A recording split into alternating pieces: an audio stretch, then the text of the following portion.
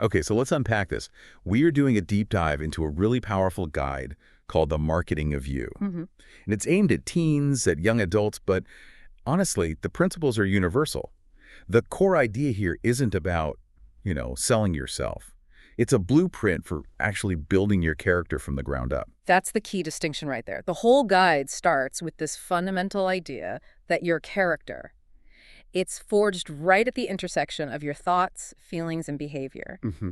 And when those three things are aligned, that's where you get real integrity. And that's where true leadership comes from. And it's a whole program. I mean, there's some pretty provocative sessions in there, like one called You Are Not Special and another on Failing Well. Yeah, those get your attention. They really do. Yeah. But for this deep dive, we're going to zero in on session 6. Our mission for you, the listener, is to get super actionable. We wanted to find the specific 10-point criteria for finding a great mentor. And then, right after that, we'll give you a concrete definition of how you can practice leadership in your own life. Exactly. We're giving you 2 interconnected frameworks today. Finding a good mentor is like a shortcut to growth, and then practicing leadership is how you make that growth stick. We'll show you how to find a guide and then how to become one. All right, let's start with finding that mentor. The sources say this isn't just about getting advice. They call it a genuinely transformative experience. It is. It's guidance, support, insights. It's all wrapped up in one relationship, and it can just massively influence your personal and your professional life. But the stakes are high, right? Especially when you're younger. You have to find the right guide. That's it. So the program lays out 10 criteria, but we really have to treat the first 4 as like the absolute non-negotiables. This is the stuff you have to confirm before you commit any real time to someone. Okay, so what's number 1? What's at the top of that foundational list? The first one is shared interest and goals. And this means alignment, not just in a broad sense, but, specifically in the career or academic fields you're actually passionate about. So look for expertise. Look for expertise, but here's the part people often miss. They have to share common values and beliefs. Because if the guidance they're giving you doesn't really resonate with your own principles, it's always going to feel like you're trying to force their life onto yours. That makes so much sense. You can't really trust a mentor if your core values clash, even if they're super successful, Yeah. which I guess brings us right to number 2, experience and expertise. Yeah, you have to look for that relevant experience, a proven track record, whether it's in academics or their career or maybe community work. But here's the key question. Don't just ask if they're successful. Ask if they can help you develop the specific skills you want to acquire. We often confuse being successful with being a good teacher. You need both. The third point, communication style, seems logistical, but I actually think this might be one of the most critical. Why is that so important? Because if the relationship works, you're going to be talking a lot. Weekly, maybe even more.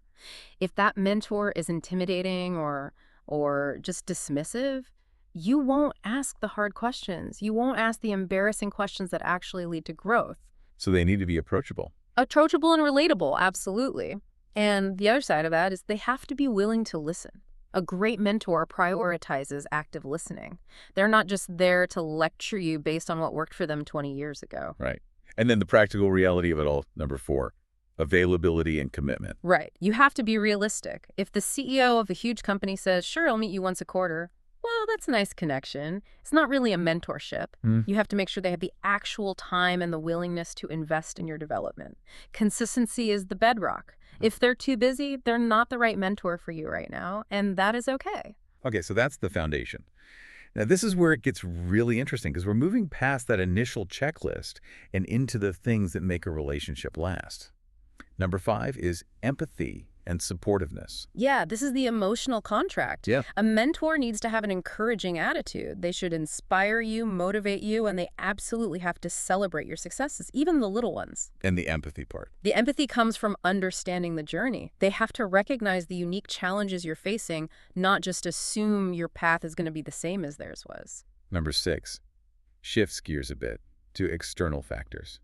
The mentor's network and resources. A great mentor is a connector. Their professional network can open doors, get you access to resources, opportunities. Introduction. Vital introductions, yeah. Think of it as exposure. They can show you educational paths or career paths that you might not even know exist yet. They literally expand your world. Then we get to number 7, which sounds like it connects back to those provocative sessions we mentioned, feedback and growth promoter. This sounds like it requires a mentor who's willing to be Maybe a little tough. It does. This is where that failing well idea comes in. A good mentor must provide you with rigorous, constructive criticism. They can't just tell you what you want to hear. Hmm. The source material is really clear on this. Their focus should be on challenging you, on pushing you to step out of your comfort zone. If you never get tough feedback, you'll never learn. You won't grow. And number 8 is about their motivation, eagerness to mentor. Yeah, is their interest genuine, Oh, or are they yeah. just sort of checking a box? Do they really want to help people? If they have past mentoring experience, that's often a huge plus. They're usually just more skilled at it. Criteria 9 is cultural and social fit. How important is that context, especially for a young person just starting out? It's highly important. I mean, if a mentor understands your cultural background or the specific dynamics of your environment, like a super competitive school or a small town, their advice is just so much more relevant. Sure. Advice that's given in a vacuum is rarely useful, but advice given with real context, that's invaluable. And finally, number 10, the long-term view, long-term relationship potential. How does a high school or college student even vet for that? It's the hardest one for sure, but you look for signs of investment. You want someone who sees potential in you beyond just your immediate goal. But the most important sign, according to the sources, is the potential for mutual growth. The best mentorships, they evolve. They become professional partnerships where both people are learning. It's not a one-way street. That's a fantastic list, a 10-point roadmap for finding a guide. So now let's pivot. Let's go from being guided to becoming the guide. The sources define leadership as basically applied character. It's the intentional, visible use of those aligned thoughts, feelings, and behaviors we talked about at the start. That's right. And it begins with 10 essential character traits. And these aren't just, nice ideas. The guide frames them as required behaviors for leading effectively. Okay, let's hear them. They are kindness, selflessness, respect, humility, self-control, positivity, looking for the best, being the light, never giving up, and standing firm. Wow. That list really shows that leadership starts from within. But a couple of those, like looking for the best and being the light, they sound a little abstract. What do they actually look like for a young leader? They're about intentional perspective. Mm. So, looking for the best means you actively search for the positive intent in what other people do, even when there's a conflict. You don't just assume the worst. And being the light. That's about providing clarity, moral or emotional clarity, when everyone else is confused or discouraged. So if a team is demoralized after a big loss, the leader who is the light doesn't just say, hey, don't worry about it. They model resilience. They refocus the team on the very next step. What about standing firm? Is that just being stubborn? Not at all. It ties directly back to your core character. Standing firm means you uphold your values, that kindness, that respect, that humility, even when it's unpopular. Ah, okay. So if the rest of the group wants to exclude someone, the leader stands firm on the principle of inclusion. It's about defending your principles, not just your opinion. So leadership is just modeling these traits consistently. Exactly. It's how you show up. Right. And now we can see how that character gets applied across the different areas of your life. That's where the 4 contexts come in. Let's make this concrete for the listener. What does this leadership look like in these 4 common environments? Let's start with the most personal one, friends and family relationships. In this context, leadership basically looks like emotional maturity. It means you foster open communication and, this is critical, you practice actively listening to the concerns of your family or your friends. That can be so hard to do when emotions are running high. It is. So if there's a disagreement, a leader doesn't take a side or, shut down in anger. They model that self-control we talked about and suggest a calm discussion. They help mediate the conflict, find a compromise. That behavior builds trust, deep trust. Okay, moving to the professional world, the workplace environment. Yeah. How does character show up there? In the workplace, leadership often translates directly into mentorship. It's about guiding your junior colleagues, sharing what you know. A good leader actively includes new people on the team, provides constructive feedback based on that principle of looking for the best in others, and they advocate for inclusive practices. That stuff massively improves morale and productivity. Next up, the community environment. This feels like where a trait like selflessness would really shine. It's perfect for it. A community leader sees the needs of the neighborhood and then takes the initiative to mobilize residents for positive change. The guide gives a great example, organizing a community cleanup. You identify the need, you make flyers, you rally support, you get it done. That doesn't just clean up a park, it strengthens community bonds. It inspires civic engagement. And finally, leadership on the field. the sports team environment. This is a perfect laboratory for character. This is where positivity and encouragement are just essential. A real leader celebrates the small wins appropriately, but they offer that constructive feedback privately after a mistake. That's a huge one. It is. They show humility by putting the team first, and they build unity with things like team dinners or extra practice.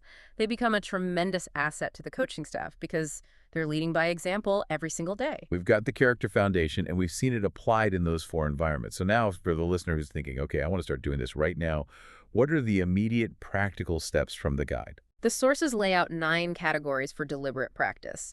First one is simple. Participate in extracurricular activities. Join a club student council, debate team, whatever.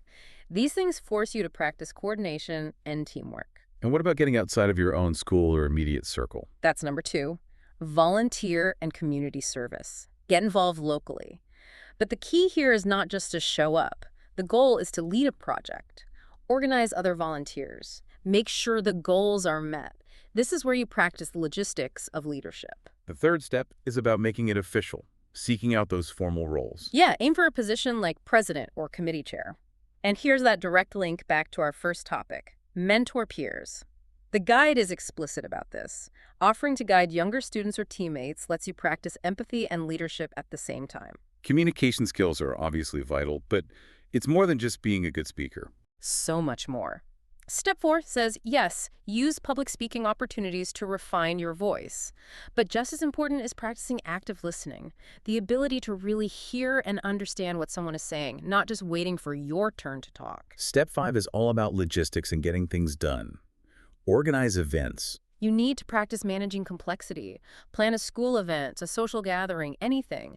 It develops those skills in planning and execution. You can also manage fundraising opportunities, which is great training for resource management. What about when you're not formally in charge? How do you practice collaboration then? That's step 6. Engage in collaborative projects. Even in a simple group assignment for class, take an active role. Facilitate the discussion. Coordinate the tasks. Make sure everyone gets heard. And step 7 gets into the mental game. Develop critical thinking and problem-solving skills. Leaders have to solve problems. So join a debate club to challenge your own assumptions. Volunteer to be a problem solver in group settings to practice finding innovative solutions when you're under pressure. The 8th step seems to tie everything together. It's about learning from the outside world. It really does. First, network and build relationships. Second, it says it again, find a mentor, a clear callback to our first topic. And the sources also recommend you read and learn from leaders. Study them through biographies, watch graduation speeches. Oh, like that famous one. Exactly. They cite the powerful lessons in Make Your Bed by Admiral William H. McRaven. And the final step, number 9, reminds us that this work is never done. Seek feedback and reflect. You have to have the humility to ask for constructive criticism from your peers, your teachers, your mentors. This is how you find your blind spots. This is how you practice failing well. And after every leadership experience, you have to take time to reflect. What went well, what didn't? How can I apply this lesson next time? So what does this all mean? It means you have a really detailed 2-part blueprint for your own growth. You have 10 specific criteria for finding a mentor who will actually challenge you, and you have 9 practical ways to start developing the character traits of a true leader, like today. It gives you the knowledge to seek guidance and then the knowledge to provide it. And on that point of mentorship, we kept coming back to that 10th criteria, the idea of mutual growth. So if you're out there actively looking for a mentor to invest in you, don't just think about what they can offer you. Instead, here's the thought we want to leave you with. What knowledge, what perspective, or what energy can you bring to the table that helps your mentor evolve? How can you make sure that relationship benefits both of you for years to come? That's how you turn a temporary connection into a real partnership. Go out and apply those criteria.